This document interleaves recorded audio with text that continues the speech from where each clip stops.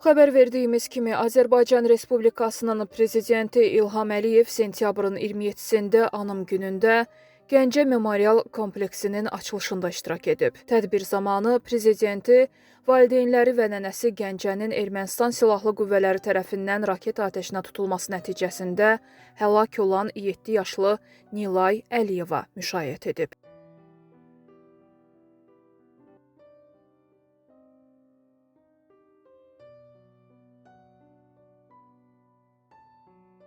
Anım günü münasibətilə vətəndaşlar hərbi memorial məzarlığı ziyarət edir. Ziyarətçilər arasında şəhidlərin ailə üzvləri və yaxınları ilə yanaşı, rəsmilər, dövlət qurumlarının nümayəndələri və ictimaiyyət təmsilçiləri də var.